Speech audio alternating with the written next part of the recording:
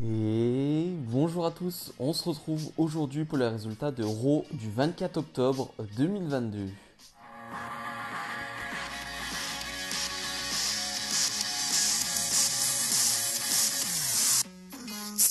Comme d'habitude, n'oubliez pas de mettre le petit pouce bleu et de vous abonner. Le show qui s'ouvre avec le Judgment Day. Le Judgment Day qui ouvre beaucoup les Raw ces derniers temps. Et surtout le Judgment Day, ils sont très heureux. La semaine dernière, Dominic Mysterio a battu le légendaire AJ Styles. Donc c'est une énorme victoire pour Dominic. Et le Judgment Day en est très fier à tel point que vraiment ça va être juste le sujet de la conversation. Ça va être vraiment ça le sujet de la conversation, de la promo. C'est vraiment que ça, la victoire de Dominic. Et Jay Styles, donc, qui a perdu face à Dominic, qui viendra plus tard dans cette promo. Mais déjà, Dominic, qui, comme d'habitude, ne peut pas parler sans se faire huer. Ça, il n'y a pas de souci, hein, ça fonctionne toujours. On est à Charlotte, si je ne me trompe pas. Et le public de Charlotte va huer à mort Dominic, hein, donc ça fonctionne très bien. Dominic qui va même se comparer à Eddie Guerrero, hein, il dit qu'il est le Eddie Guerrero de sa génération. Et après il va dire non, Eddie Guerrero était le Dominic Mysterio de sa génération. Bon, ça rajoute encore un peu plus de huée contre Dominic. Se comparer à Eddie Guerrero, c'est quand même pas banal. Finalement, donc, The aussi, donc AJ Styles, Karl Anderson et Luke Gallows vont arriver. AJ Styles va dire quelque chose de très marrant. Il va lui dire non, t'es pas le Eddie Guerrero de ta génération, tu es le James Ellsworth de ta génération. Si vous avez en souvenir, James Ellsworth, c'était quelque chose. Donc c'est plutôt marrant. Bref, finalement, tout ça va mener à Karl Anderson qui dit à Finn Balor bon, on n'en peut plus de parler, on n'en peut plus. Allez, on se bat sur le ring, toi contre moi. Le match était annoncé quelques heures avant Raw et donc on a Karl Anderson face à Finn Balor. Mais c'était une belle promo classique pour commencer ce Raw.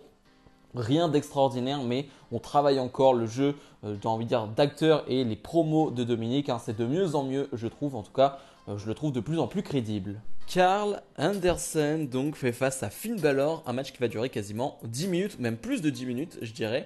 Et c'était vachement bon, c'était un vrai bon match. Et pour le coup, c'était pas gagné d'avance parce que les premières minutes de combat, ça prend son temps. Vraiment, on est sur un faux rythme.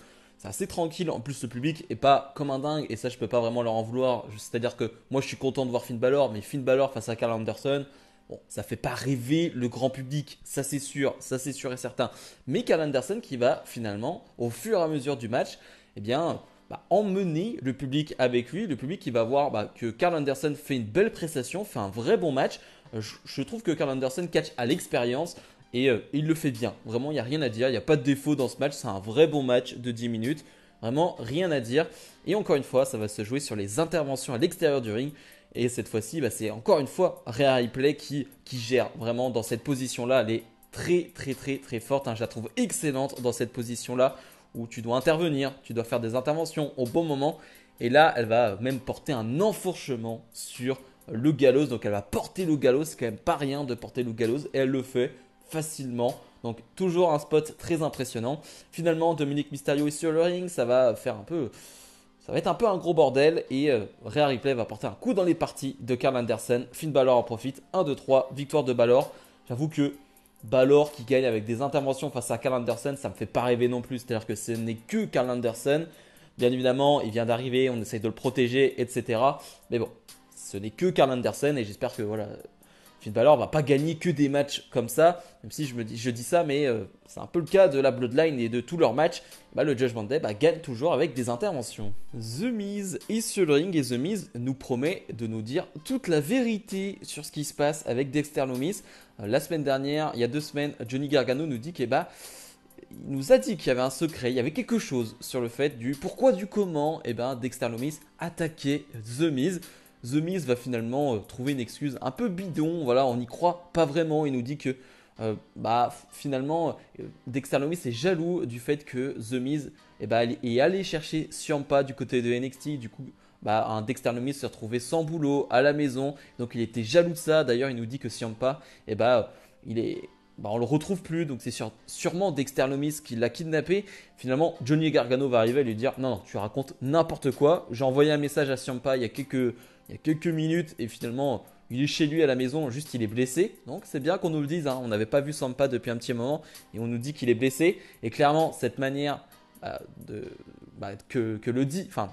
de la manière dont on le dit, Johnny Gargano, ça laisse penser que Ciampa va revenir avec possiblement son thème d'entrée et surtout sans The Miz, mais ça on y reviendra.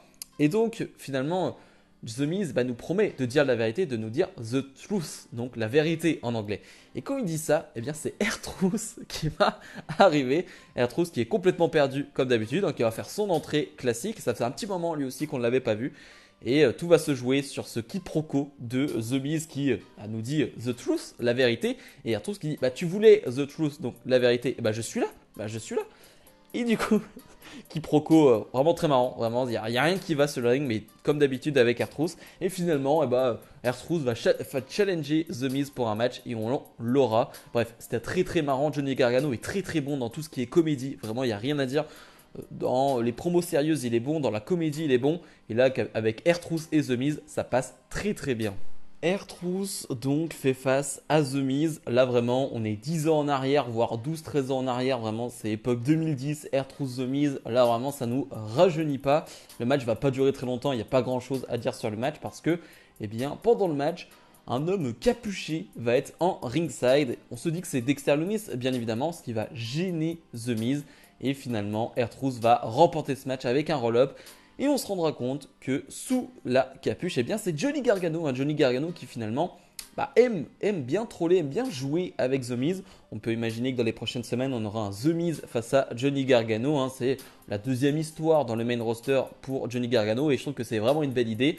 Ça met bien en avant ses talents de comédien. J'ai envie de dire, en termes de comédie, il est top. Et ça va mettre en avant ses talents sur le ring quand il aura son match. Donc, je trouve ça parfait. Austin Theory fait face à Mustafa Ali. Tout ça commenté par le nouveau champion des États-Unis, Seth freaking Rollins. Je rappelle que la semaine dernière, Mustafa Ali s'est présenté en tant que challenger de Seth Rollins. Donc c'est pour ça qu'il commente ce match. Un match qui va durer 7-8 minutes. C'était un vrai bon match de catch. Et j'ai adoré aussi les commentaires de Seth Rollins. Seth Rollins qui se place presque en tant que maître, en tant que gars qui va aider, que professeur de Austin Theory, on le sait, il a fait partie d'un tout petit peu, quelques temps du clan de Seth Rollins, quand il était le Messiah, Austin Theory. Mais voilà, là il est vraiment, il donne des conseils, c'est un conseiller Seth Rollins, donc j'aime plutôt bien ce qu'il fait pendant ce match, il l'appelle Kid, l'enfant. Voilà. Donc il a un côté protecteur avec Austin Theory que j'aime beaucoup. Et ouais, c'est un vrai bon match jusqu'au moment où forcément Rollins va voir que Mustafa Ali a les choses en main, veut porter son 450 splash. Rollins va intervenir et ça va profiter à Austin Theory qui va remporter ce match.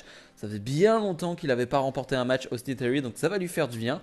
Après le match, Rollins va s'en prendre gentiment à Mustafa Ali, c'est ce que je me disais.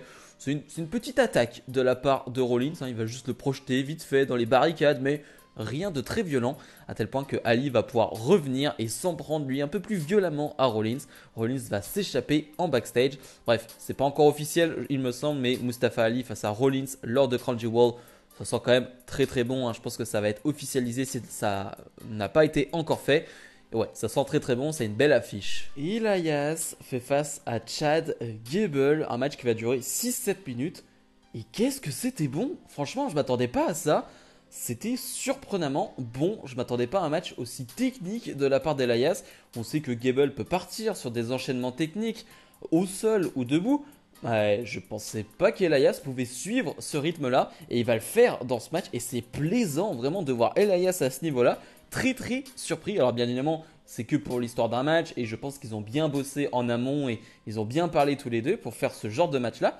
Mais c'est cool, c'est ce genre de match court de 5-6 minutes que je veux voir, voilà, où il se passe des choses, où il y a du rythme, où c'est technique. Vraiment, j'ai adoré. Elias, dès le début, il fait des enchaînements techniques au sol. Je me dis, attends, c'est Elias, je comprends pas. Et à un moment donné, il fait un contre du genou, c'est-à-dire que Gable va partir pour un moonsault. Et il fait son moonsault, mais Elias le récupère avec un coup de genou. C'était magnifique. Otis va vouloir faire quelques interventions, mais ça ne va pas suffire. Elias va l'emporter. Après le match, Otis va s'en prendre à Elias. Et c'est Matt Riddle qui va faire le save, qui va s'occuper des deux. Matt Riddle qui, en backstage, faisait déjà bien marrer tout le monde. Et était aux côtés d'Elias. Et Elias n'était pas trop chaud. Il n'est pas trop chaud d'être en équipe Elias, mais il semblerait qu'on ait la formation d'une prochaine équipe, Elias Riddle. ça semble être une prochaine équipe et je trouve que c'est pas une mauvaise idée. Baron Corbin fait face à Johnny Gargano. Alors on a eu une petite promo une nouvelle fois de JBL pour présenter Baron Corbin. JBL toujours aussi bon et détestable, hein, rien à dire. Et donc Baron Corbin face à Gargano qui va durer quasiment 10 minutes, qui était vraiment bon, hein, ça fonctionne toujours, hein, les David contre Goliath, hein, ce géant face à ce plus petit qui est Johnny Gargano, ça fonctionne bien, on a de la bonne action, on a du bon catch. On a deux bons moments, le public s'est pas trop endormi, même si voilà, c'est pas vraiment le meilleur public de l'année ce soir à Charlotte. Soyons honnêtes, c'est même plutôt moyen dans la durée, hein, vraiment, t'as l'impression qu'ils sont en train de s'endormir parfois, hein, mais bon, c'est comme ça. Mais ouais, c'est plutôt un bon match. De toute façon, dès qu'on voit Johnny Gargano en action, on est plutôt très content de mon côté, donc j'ai pas grand chose à dire. Et finalement, la fin de match, et ben Gargano qui est sur la table des commentateurs va jouer avec le chapeau de JBL et Gargano va se faire surprendre par JBL qui va s'en prendre à lui et donc Baron Corbin va gagner ce match suite à cette intervention et j'ai envie de dire c'est un peu de ta faute Gargano, tu l'as un peu cherché. Alors Gargano est un face, il n'y a rien à dire mais JBL n'avait rien demandé et JBL n'avait rien fait à Gargano, n'avait pas fait d'intervention ou quoi que ce soit. Et c'est Gargano qui l'a un peu cherché, qui en jouant avec le chapeau de JBL a énervé JBL. Donc j'ai envie de dire, c'est un peu de la faute de Gargano cette intervention. Et première défaite, si je dis pas de bêtises, de Gargano dans le roster principal. Pas très grave parce que c'est un Corbin qui enchaîne les victoires, qui a fait son retour. Donc c'est pas très très grave avec cette intervention là. Mais j'ai presque envie de dire, c'est ta faute un peu Johnny. Et le main event, Bianca Belair, la championne d'Euro, fait face à Bayley. Le titre n'est pas en jeu, hein. J'ai cru pendant un moment que le titre était en jeu, mais non, le titre n'est pas en jeu. C'est un match simple, sans titre en jeu. Match qui va durer quasiment une quinzaine de minutes. Match excellent, j'ai adoré ce match. Vraiment, je pense que c'est le match que j'ai préféré entre les deux. Vraiment, j'ai adoré ce combat. J'ai adoré sur le ring, j'ai adoré les interventions, j'ai trouvé qu'elles étaient cool. Mais ouais, l'alchimie qu'elles ont, je sais pas si c'est naturel, j'ai pas l'impression que c'était naturel. En tout cas, qu'elles ont réussi à former cette alchimie, j'adore, j'adore. Il y a vraiment quelque chose qui se passe sur le ring, il y a quelque chose qui rend les choses faciles visuellement. C'est-à-dire que visuellement, tu as l'impression que ce qu'elles font, c'est facile, tu as l'impression que c'est fluide, il n'y a pas d'accro, il n'y a pas d'embûche, il n'y a pas de problème. Non, tout se passe très bien. C'est très très propre à voir. Franchement, j'ai adoré ce combat. Vraiment, c'était top. C'est vraiment un super match féminin, comme on aime les voir. Bien évidemment, on va être obligé de parler de cette fin de match, pardon, et de ce gros bordel où finalement Damage Control fait de grosses interventions. L'arbitre veut les renvoyer. Je parle de Io Sky et Dakota Kai. Quelqu'un va leur sauter dessus. Alors, les commentateurs ne voient pas c'est qui, ne disent pas c'est qui d'ailleurs. Et c'est vrai qu'à un moment donné, je me dis, mais attends, c'est qui leur a sauté dessus? Je vois personne en fait. On voit vite fait un pantalon, mais on se dit, attends, ça peut être qui? Alors, je me pose des questions pendant une minute. Finalement, Bianca Belair est au sol sur le ring. Bayley aussi, il n'y a pas d'arbitre. Bianca Belair fait le tomber, mais il n'y a rien. Finalement, Bayley en profite. Nikki, on voit que c'est Nikki Cross, pardon, qui est donc là. Ok, c'est Nikki Cross qui a fait ça, très surprenant. On se dit ok, on a une nouvelle Nikki Cross, on n'a plus la Nikki Cross super héros. Non, non, là c'est la Nikki Cross un peu folle de NXT. Et justement, elle va s'en prendre à Bianca Belair. Bianca Belair est au sol. Bayley en profite. 1, 2, 3, victoire de Bayley. Et après le match, Nikki Cross s'en prend à Bayley. Comme je le disais, c'est un gros bordel. Je ne sais même pas quoi en penser. J'ai un truc négatif direct, c'est que j'ai l'impression que à chaque fois, on n'a qu'une histoire dans la division féminine d'Euro, c'est pour le titre. Sinon, il n'y a rien. J'ai envie de dire, Nikki Cross, elle aurait pu faire quelque chose d'important pour, un changement de gimmick ailleurs. J'ai envie de dire, non, là, il faut que ce soit dans le main event, il faut que ce soit dans la course au titre avec Bayley, Bianca. Je trouve ça un peu dommage. Il n'y a qu'une histoire pour la division féminine d'Euro. Ça, vraiment, ça m'énerve. Ça m'énerve un peu. Le roster est bien, il est bon. Fais-en quelque chose d'autre. Voilà, construis d'autres histoires. Ça, c'est bien. Maintenant, je ne suis pas un grand fan de Nikki Cross. Moi, je ne suis pas je suis pas un grand fan d'elle. On va voir ce que ça va donner.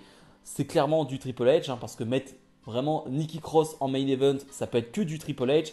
Et c'est lui qui l'a mis en avant à NXT avec son côté fou, avec Sanity. Bref, on va voir ce que ça va donner. Pour l'instant, je ne suis pas très emballé, mais on verra bien. Bilan de ce Raw. c'était un Raw plutôt moyen. On pourrait appeler ce Raw un filler. Vous savez, un filler dans une série, eh bien c'est l'épisode qui ne sert pas à grand chose, mais qui passe le temps et qui ne fait pas avancer grandement les histoires. Bah, c'est un peu le cas pour ce Raw. C'est pas mauvais, c'est pas une horreur à regarder. On a des bons matchs, on a une bonne promo. Hein. Je pense à celle de R-Truth qui me fait beaucoup rire.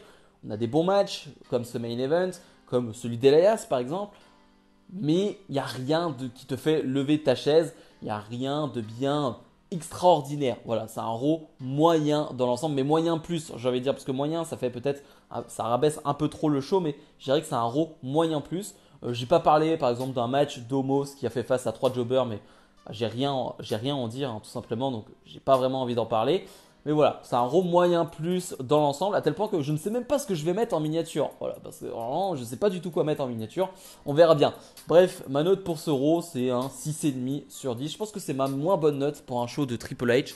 Ce qui n'est pas une note horrible une nouvelle fois, mais une note moyenne. Bref, comme d'habitude, n'hésitez pas à mettre le petit pouce bleu, à vous abonner. Et nous, on se retrouve dès demain pour ma review de NXT. Salut, salut!